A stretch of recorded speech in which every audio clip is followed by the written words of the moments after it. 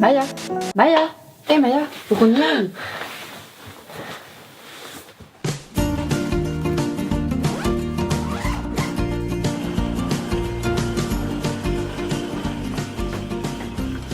Ça, c'est Maya. Elle est facile à reconnaître. Une grande bombe qui dépasse tout le monde d'une tête. Et là, on s'apprête à partir pour une étape de championnat de France de biathlon dans le Jura.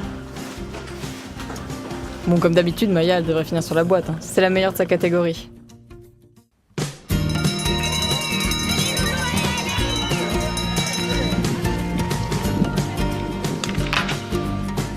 Zélie, c'est ma meilleure amie, je la connais depuis toujours.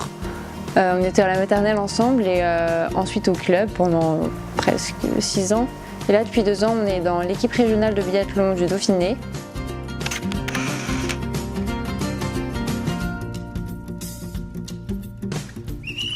Avant, on était dans la même catégorie. On a partagé pas mal de podiums ensemble. Elle a 1 an de plus que moi, donc elle a 17 ans et cette année elle se bat contre des filles qui ont 2 ans de plus qu'elle, donc forcément c'est beaucoup plus compliqué, mais elle se débrouille super bien, elle progresse et ça va marcher pour les prochaines années. Notre objectif, c'est d'essayer d'aller le plus loin possible dans la compétition et dans 3 ou 4 ans espérer atteindre l'équipe de France et faire du biathlon au niveau. Bon là, comme ça paraît impossible, on sait que ça va être difficile. Mais on a vraiment envie d'essayer et on va y mettre toute notre énergie. Au début, on avait un premier entraîneur, c'était Pierre. C'est lui qui nous a vraiment appris toutes les bases à toutes les deux quand on était benjamines. Maya et Zélie, elles ont commencé le ski de fond toutes petites. 2 enfants très volontaires, très joueuses et qui avaient beaucoup de plaisir à venir sur les skis. Ouais, au début, c'était plutôt des jeux. Ça permet de progresser, mais aussi de prendre du plaisir. C'est vraiment la base du début du ski de fond, quoi. Ce qui est bien avec les jeux, c'est que du coup, on apprenait à garder l'équilibre sur les skis, mais ça restait ludique. Et puis c'était bien cool aussi. Alors souvent, ça se terminait en bataille de boules de neige ou sinon une grande descente dans la poudreuse où on s'éclatait la tête dans la poudreuse. Maya, dès ses 10 ans, j'ai vu dans cet enfant une compétitrice née, volontaire, et qui voulait déjà pratiquer le ski de fond ou le biathlon vers le haut niveau. Zélie, elle a fait du sport dès qu'elle a été, quasiment dès sa naissance. Elle avait une mère folle. Elle a toujours une mère folle. Le ski de fond, c'était pas du tout le sport qu'on pratiquait dans la famille, ni les uns ni les autres. 6 ans, elle en avait déjà marre de ski de piste. Voilà, en se promenant sur les pistes, on a vu des enfants qui jouaient à ski de fond. Et moi, personnellement, ça m'a fait triper. Je trouvais ça super chouette. Puis c'est parti comme ça. Allez, maintenant on pousse jusqu'au bout.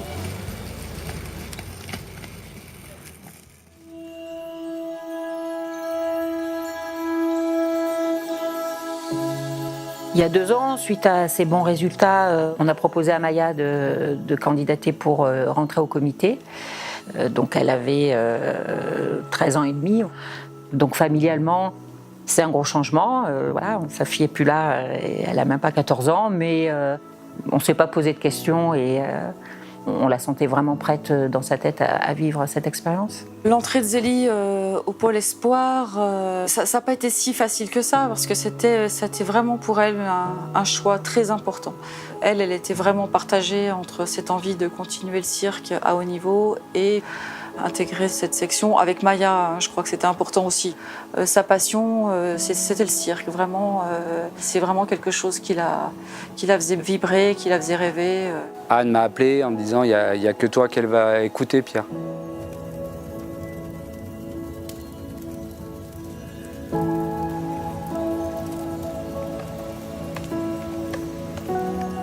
J'ai passé un moment avec elle au téléphone pour lui expliquer qu'il y avait un choix à faire. Moi, je me sentais capable de faire du biathlon vers le haut niveau. Voilà.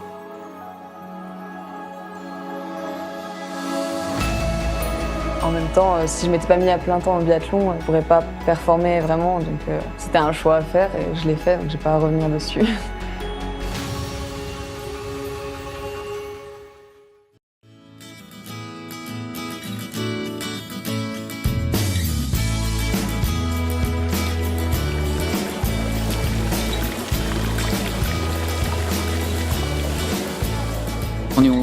au lycée de Villard-de-Lans, qui est le lycée support du pôle espoir du Dauphiné. On regroupe les meilleurs des clubs dromois et isérois. On les met dans des classes à horaires aménagés. Donc ils sont vraiment dans une structure qui est idéale pour préparer une carrière à haut niveau. Sur chacune des semaines, ils sont libérés les mardis après-midi, mercredis après-midi et vendredis après-midi. En plus de ça, ils ont de nombreuses semaines l'hiver où ils sont libérés du lundi au vendredi pour la pratique du biathlon. C'est des années incroyables, les années lycée.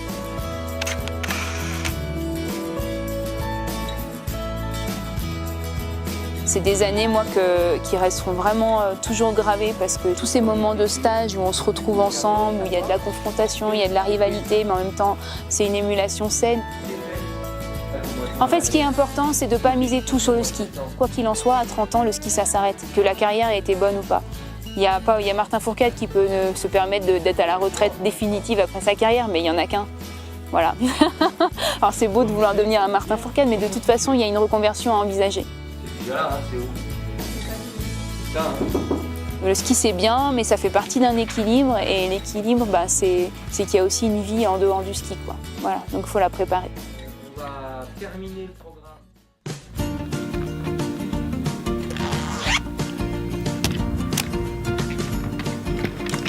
La première chose dont on va nous parler en biathlon, c'est la sécurité. Quand on skie, la carabine elle est dans le dos, elle est déchargée et elle pointe vers le ciel. Le canon, il a le droit de viser seulement les cibles ou le ciel, mais jamais ailleurs. Et on n'a pas le droit de toucher la carabine tant qu'on n'est pas sur le tapis.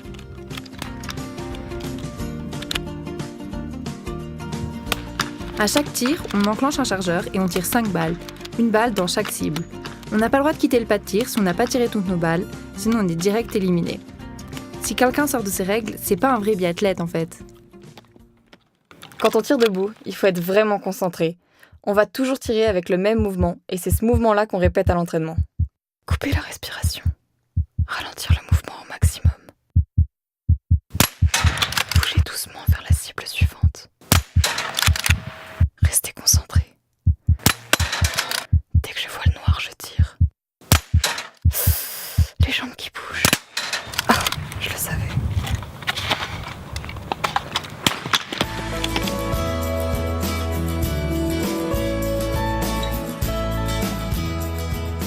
En été, pour la préparation physique, on peut faire de tout. Le biathlon, c'est pas seulement le ski et le tir.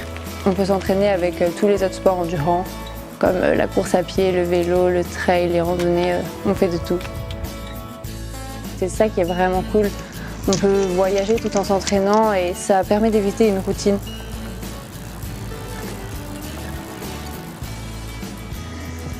Nous voilà arrivés en haut du col.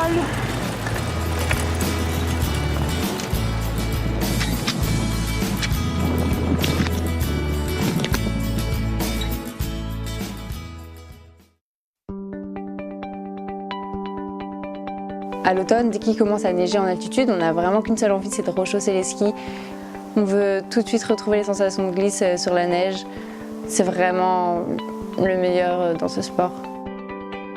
C'est la première séance de l'année, première séance sur les skis. On a vraiment pas mal de chance parce que la neige elle est vraiment bonne, c'est tip top pour retrouver les premières sensations.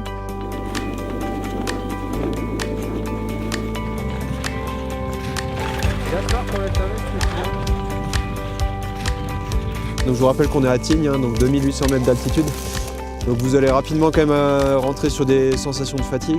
Vous n'avez pas l'habitude de skier à cette altitude-là, donc surveillez bien le cardio. On a super envie, on attend ça depuis 2-3 mois. Enfin, je sais pas, il y a une sensation de glisse qui est trop bien, c'est un peu, je sais pas, c'est jouissif, c'est waouh.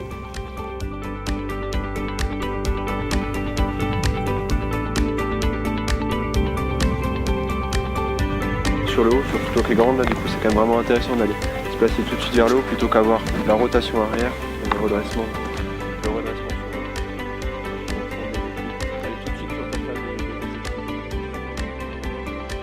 Tu vois tous les petits sommets enneigés autour de toi, c'est vraiment chouette, on a l'impression de skier sur notre petit nuage au-dessus de tout.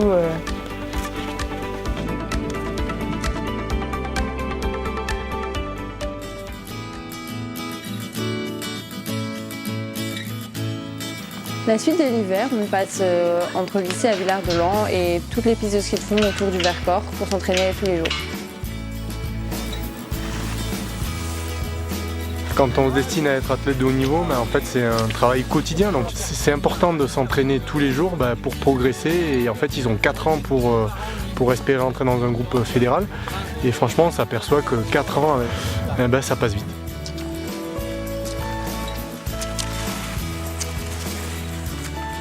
Ces deux filles qui partent avec vraiment de bonnes prédispositions, c'est vraiment des filles qui sont faciles à entraîner. Et après, je pense vraiment qu'elles sont douées. Elles sont douées tant physiquement que derrière la carabine. Vous allez penser que le biathlon, c'est un sport de militaire ou de chasseur, mais c'est tellement faux. Quand on a une carabine dans les mains, c'est absolument pas dans l'attitude de viser quelque chose qui bouge. C'est vraiment un outil pour faire un sport différent et c'est un objet qui reste un jeu, quoi. D'ailleurs, on est plutôt non-violente. Hein. Pour la chasse, on est végétarienne. Bon, voilà.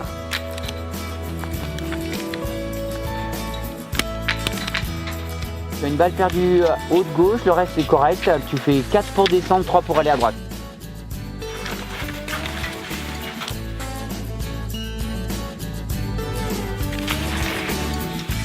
Allez! Oui Maya, c'est bien, ça allait. Allez Maya, il frappe pas. Reste décalé. Encore. Avec mes super résultats de cette année, j'ai eu la chance de participer au relais des championnats de France de fin de saison avec Marie Dorin pour sa dernière course de toute sa carrière. C'était vraiment une expérience géniale. C'était vraiment historique et j'y croyais pas. Le relais des championnats de France de fin de saison, donc, est un petit peu particulier.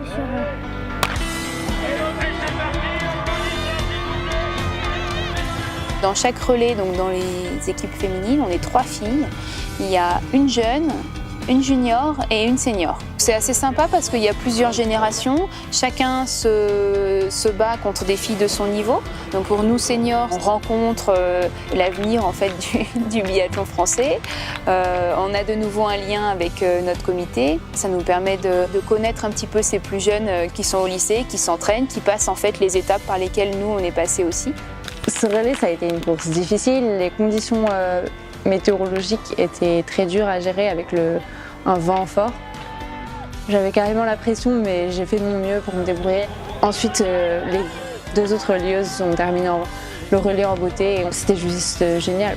J'ai profité au maximum, une belle expérience. C'est toujours très sympa. Puis de notre côté, nous, on a quand même la pression, faut pas croire. C'est pas des coupes du monde, mais on est un petit peu stressés parce que justement, on sent que pour les jeunes, c'est aussi important. On a envie qu'elles se disent chouette, on a été dans l'équipe de Marie ou de Justine ou de Nanas, et puis elles nous ont ramené le relais. Enfin voilà. Et donc c'est souvent beaucoup de plaisir. Cette année, c'était mon dernier relais. J'ai tenu en fait à faire les derniers championnats de France avec le comité, en essayant d'être présent aussi. Même si c'est compliqué de s'intégrer dans un groupe de plus jeunes parce que, bon, on sait plus quoi dire, hein. mais en tout cas c'est sympa de voir toute cette effervescence dans laquelle on a baigné. On a été dans leur cas, on est passé par là, et moi le dernier relais, j'ai trouvé ça très sympa, l'équipe était super sympa aussi. Voilà, après il y aurait des millions de remerciements à faire, mais je suis trop échauffée. Donc merci à tous pour ce beau week-end, bonne continuation.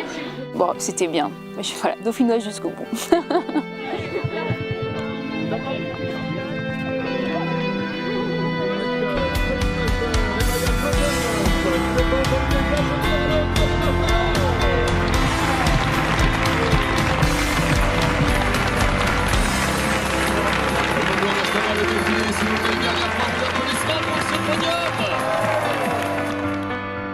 Pour moi, c'était une année un peu difficile parce que j'étais la plus petite de ma catégorie. Donc, je jouais contre des filles qui avaient 1 an et 2 ans de plus que moi.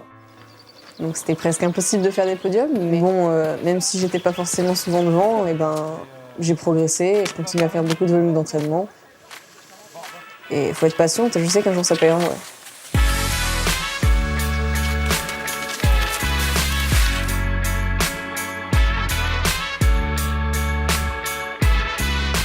Notre rêve du biathlon, on va le vivre jusqu'au bout, le plus loin possible, et on va tout donner, mettre toutes les chances de notre côté. On va vraiment se donner toutes les chances pour essayer d'intégrer l'équipe de France après le lycée.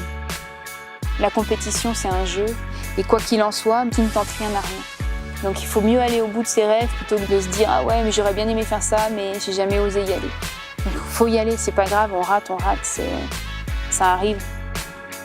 Rater, c'est prendre le risque de réussir. Oui, bien sûr qu'elles ont une chance. Même plus que ça.